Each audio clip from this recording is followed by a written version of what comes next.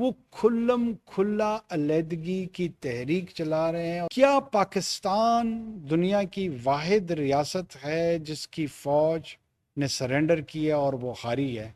باقی دنیا میں جتنے ممالک ہیں ان قوموں کی زندگیوں میں اس طرح کا کوئی واقعہ نہیں ہوا، اور اس تحریک کے لیے تشدد کو سب سے اہم ٹول کے طور پہ استعمال کر رہے ہیں۔ بنگلہ دیش میں ہم ہارے ہم نے سرنڈر کیا، کس نے انکار کیا اس سے؟ اگر سڑکیں نہیں ہیں تو بسوں سے 4 بندے اتار کے مارنا درست ہونا، سڑک نہیں ہے، گیس کے پیسے کھا لیے ہیں تو مزدور جو وہاں پر میسنری کا کام کر رہا ہے اس کو مارنا درست قدم۔ جواز تلاش کریں نا، آپ اس کو اپیزمنٹ کہتے ہیں، اپولوجیٹک رویہ کہتے ہیں۔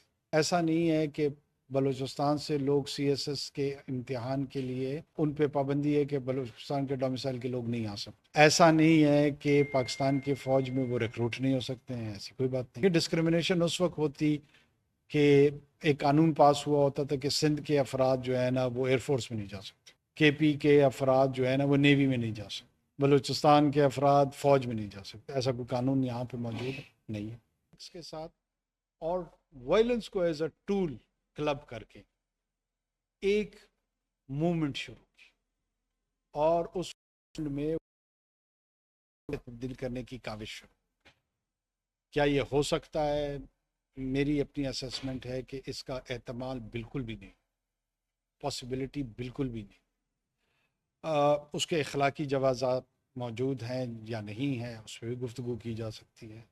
پھر ساتھ میں ایک اور آرگومنٹ ہوتا ہے، ظاہر ہے کہ جب تشدد کہیں پر ہو تو لوگ اس کا جواز تلاش کرتے ہیں کہ آخر لوگ کیوں تشدد پہ پائیں، تو پھر ایک اکنامک آرگومنٹ بھی جنریٹ ہوتا ہے کہ جناب وہاں پہ محرومی ہے، وہاں پہ سڑکیں نہیں ہیں، وہاں پہ انڈر ڈیولپمنٹ ہے۔ ایز میری نظر میں اس تمام تشدد کا جواز فراہم کیا جائے کہ یعنی اگر سڑکیں نہیں ہیں تو بسوں سے 4 بندے اتار کے مارنا درست ہونا، سڑک نہیں ہے، گیس کے پیسے کھا لیے ہیں تو مزدور جو وہاں پر میسنری کا کام کر رہا ہے اس کو مارنا درست قدم۔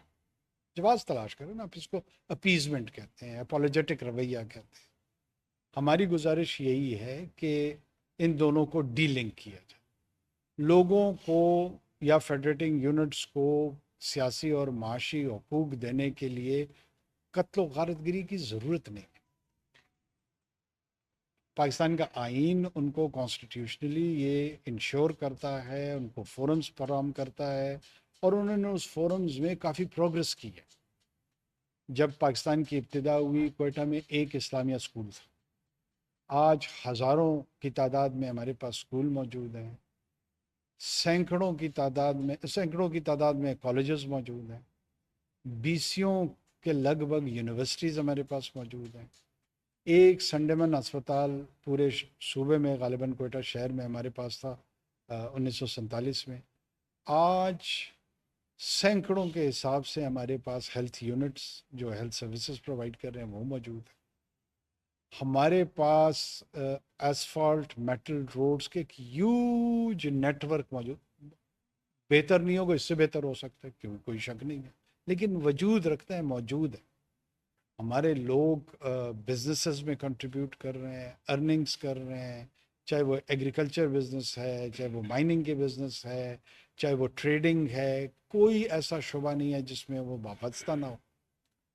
پاکستان کے جتنے بھی بیوروکریٹک نظام ہے اس کے اندر ریپرزنٹیشن ہماری موجود ہے۔ ایسا نہیں ہے کہ بلوچستان سے لوگ سی ایس ایس کے امتحان کے لیے ان پہ پابندی ہے کہ بلوچستان کے ڈومیسائل کے لوگ نہیں آ سکتے، ایسا کوئی بات نہیں۔ ایسا نہیں ہے کہ پاکستان کی فوج میں وہ ریکروٹ نہیں ہو سکتے ہیں، ایسی کوئی بات نہیں ہے۔ پاکستان کے پیراملٹری ملیشیا میں یا کہیں اور پر وہاں پر وہ نہیں آ سکتے ہیں، ایسی کوئی بات نہیں ہے۔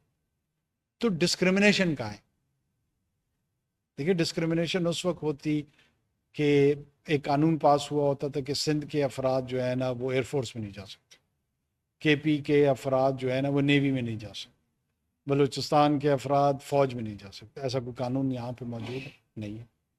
کوئی پریکٹس ایسی موجود ہے کہ چلے قانون نہیں ہے لیکن ایک انتظامی انڈرسٹینڈنگ کے ساتھ یہ کرتے ہیں کہ یہاں سے آنے والے جو لوگ ہیں ان کو نہیں ریکروٹ کرتے، وہ بھی نہیں ہے۔ تو پھر کیا ہے؟ ये जंग बयानिए की चल रही थी।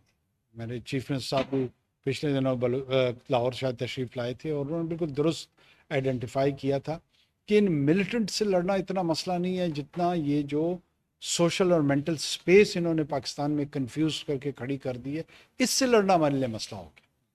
लोगों को समझा नहीं पा रहे हैं, लोगों को हम बता नहीं पा रहे हैं, लोगों को हम एक्सप्लेन नहीं कर पा रहे हैं, या लोगों ने भी इनकार किया हुआ है समझने से कि हमने समझना ही नहीं है।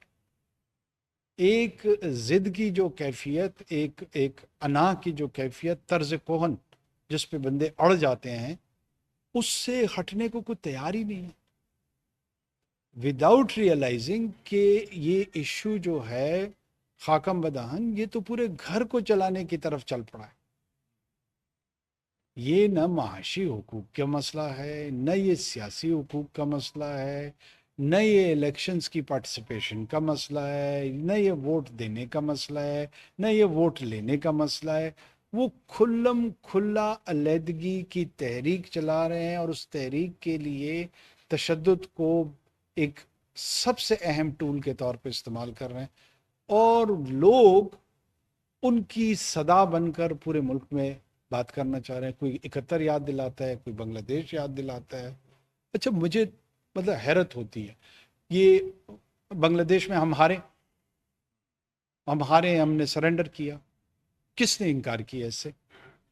क्या पाकिस्तान दुनिया की वाहिद रियासत है जिसकी फौज ने सरेंडर किया और वो हारी है? बाकी दुनिया में जितने ममालिक हैं उन कौमों की ज़िंदगियों में इस तरह का कोई वाक़या नहीं हुआ।